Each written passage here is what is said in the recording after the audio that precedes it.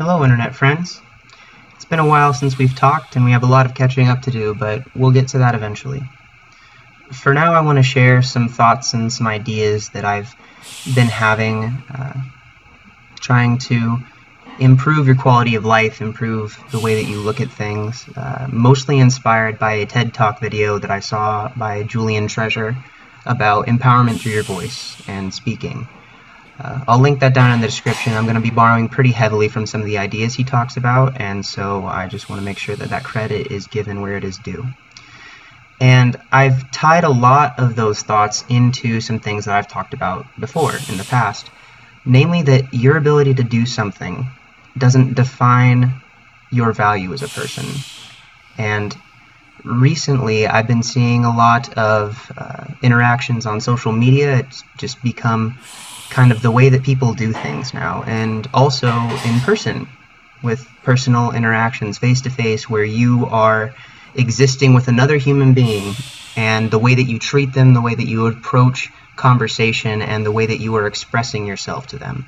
Now, what I really want to get to here is the idea of speaking with power, empowering yourself as a person, empowering yourself as a source of good energy and positive things in this world, in the universe that we are all sharing together, and understanding the situation that your physical strength is not the biggest thing that you can do to improve this world. Working on that is great. It's a wonderful personal achievement, and it's something that a lot of us value highly, especially if you're watching this video. But I think the more important skill is learning to value the interactions you have with others and to treat people with respect and be a more positive force. So I'm going to discuss some things that Julian talked about, namely the 7 deadly sins of speaking, as he coined them. And it's just a list of ideas, things to keep in mind, of habits that many of us tend to have that can really take away from the effectiveness of our ability to communicate and connect and just be good, interactive individuals. So the first one, something to avoid, a habit to maybe break, is the habit we see all too often of gossip. Speaking ill of someone who's not present. You see this all the time with people face-to-face. You see this all the time on the internet. But avoiding that kind of an interaction is a very helpful thing to making yourself hold more credit with the people that you interact with. A lot of us connect in negative ways right now, where we will gossip about one another, but if you're speaking to someone, immediately those kind of negative gossipy thoughts limit the effectiveness of the connection that you're having with that person, because you are connecting over something that's inherently negative, and that is just not the way to build a powerful self-image of yourself. The second is judging, and this goes hand in hand with that. It's really difficult to listen to someone when you know that you're actively being judged by them. And so when you're talking to someone, if you have something that you believe in or that you're trying to share, you have some truth that you're trying to express, if you're expressing it in a way that is coming across as judgmental, you've already made it more difficult for your audience to be listening, because they'll just shut it off. The third is negativity. It is really difficult to listen to someone who is constantly negative, and so you should try to approach things in a more positive light. That's not to say that you have to sacrifice any kind of realistic expectations of something, but if you can express an idea either through some negative way or find a different way to express that same idea in a positive light, the positive way is usually going to be much more effective.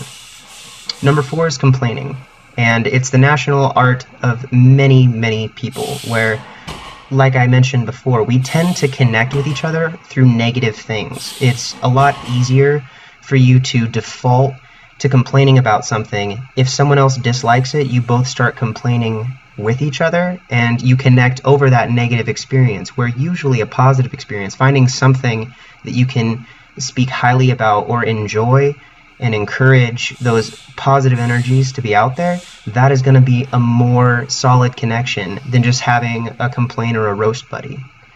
Number 5 is excuses. Many of us have a tendency to excuse our own mistakes, our own failures, our own shortcomings, and we struggle with the ability to accept responsibility for what it is that we've said, what it is that we've done.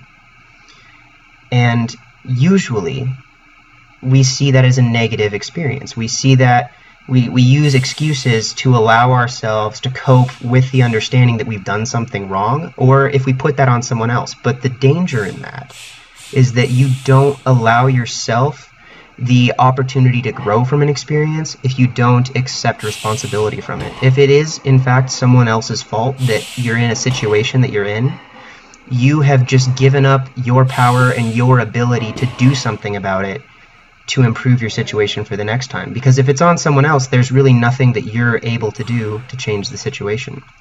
Number 6 is embroidery, excessive exaggeration, and ultimately it comes down to the point where you're lying. It is not a fun time to listen to someone who you feel like or you know is lying to you.